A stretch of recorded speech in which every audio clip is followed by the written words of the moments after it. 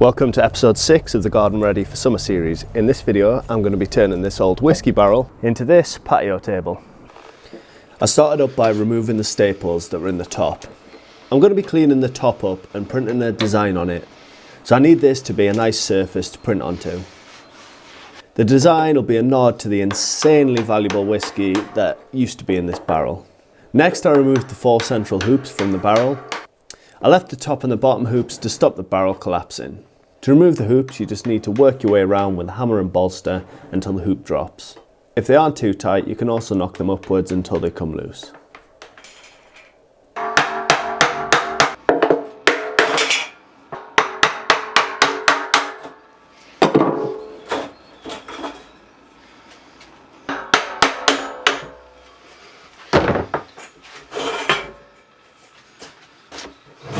These barrels weigh the best part of 50 kilos, so lifting them to remove those bottom hoops wasn't exactly the easiest.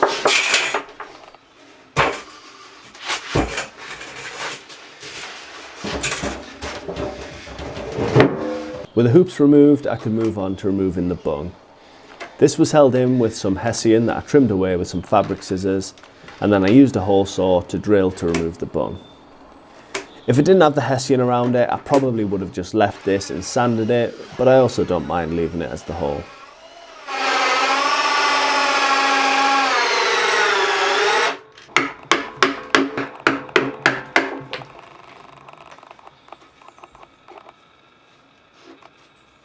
I wanted to test to see how the hoops would clean up, so I did a test patch by cleaning around the rivets on the 2 hoops that were left.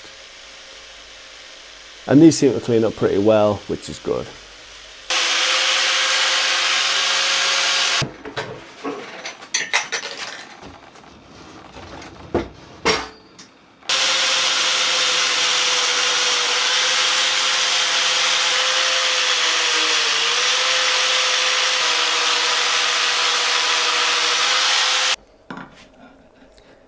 As I mentioned at the start of the video, I'm going to be printing a design onto the top of the barrel, so I began to clean up the top.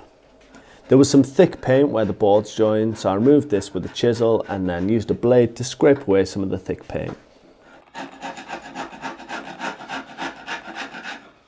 Doing this revealed the name and date on the barrel. You can't really make this out on the video, but it says Linkwood 1974. I obviously had to Google this to see if it was good whiskey, and to my surprise, it was a pretty valuable one to say the least. Bottles of this whiskey are online for £1,600. A barrel contains roughly 280 bottles, meaning this barrel had around £450,000 worth of whiskey in it at one point. Sadly though, it was empty when I got it. I continued to clean the top up using a belt sander to get rid of the rest of the paint.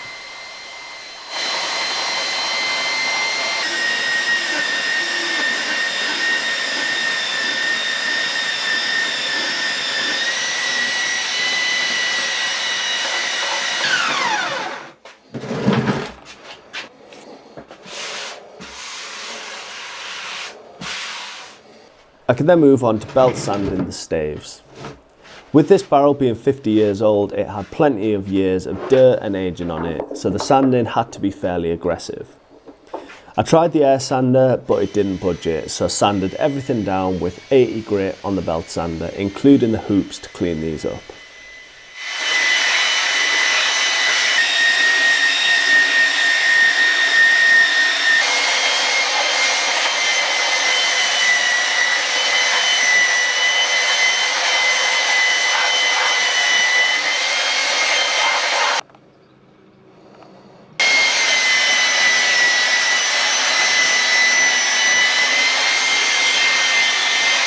Once I'd done the first pass of sanding, I was finding that the dirty sawdust on the floor was embedding itself back into the wood, meaning I was having to do extra sanding to get it cleaned up.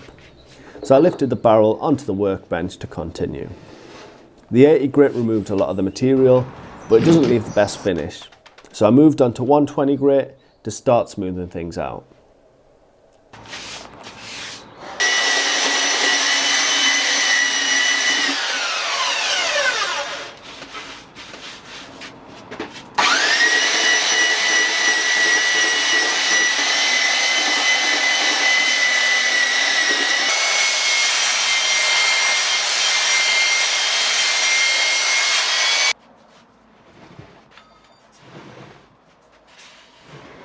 used a pencil to mark up all of the barrel to make sure I didn't miss any areas with the air sander.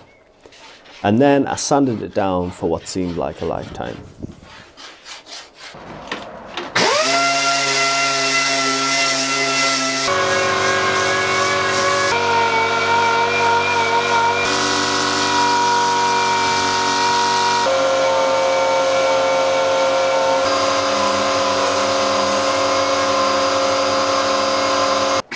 I sanded the top with 120 grit to further smooth this ready for printing.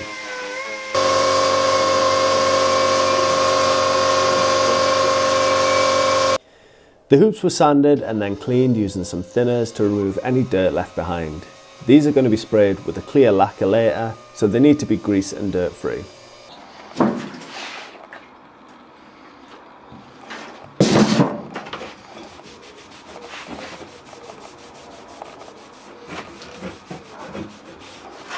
The top rim of the barrel was pretty hard to sand, so it had lots of paint left on it.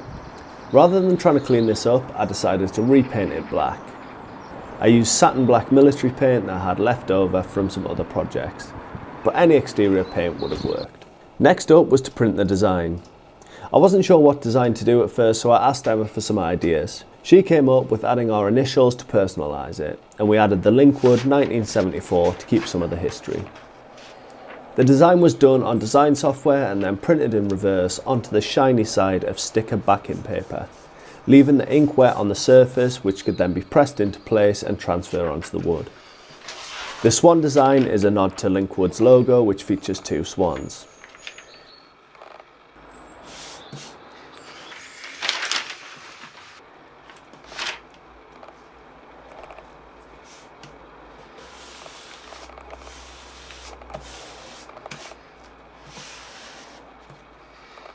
With the design being ink-based, it would require sealing.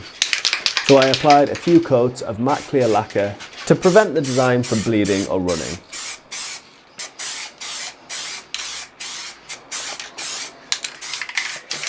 Here's Emma seeing the design for the first time. Hey, that looks good. Are you going to do it for one swan? Yeah. Just thought it looked cleaner. Looks good. Cool, isn't it? Smells nice in here. Lacquer. Yeah, just good that. Right then. So, whilst the lacquer was out, I gave the hoops a couple of coats to stop them rusting too much. Realistically, without full rust treatment, these will rust, but hopefully not to the extent they were before. With the hoops drying, I oiled the oak with some Danish oil to protect it from the elements.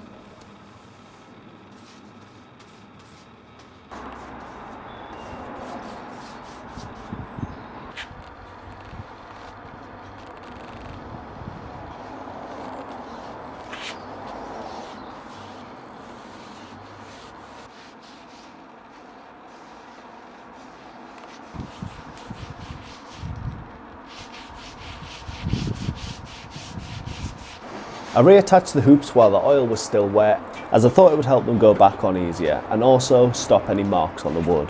I basically did the removal in reverse and knocked the hoops into place bit by bit until they didn't want to go down anymore.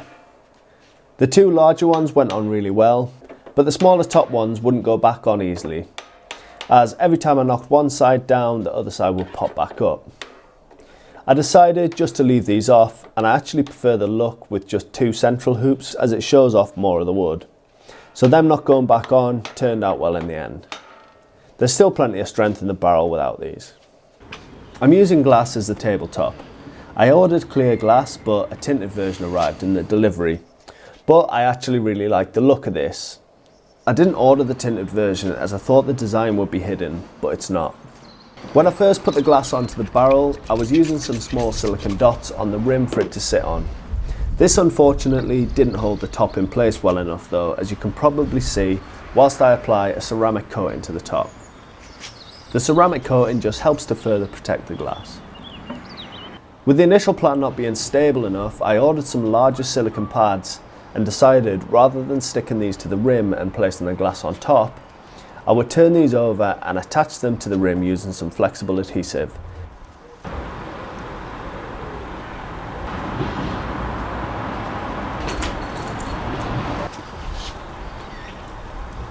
and then placed the glass on top, which meant the sticky pads would adhere to the glass. This worked really well and the glass doesn't move anymore. All that was left was a final polish and we were done. I'm really happy with how this turned out. It was a good few days work and way more sanding than I expected, but definitely worth the effort in the end.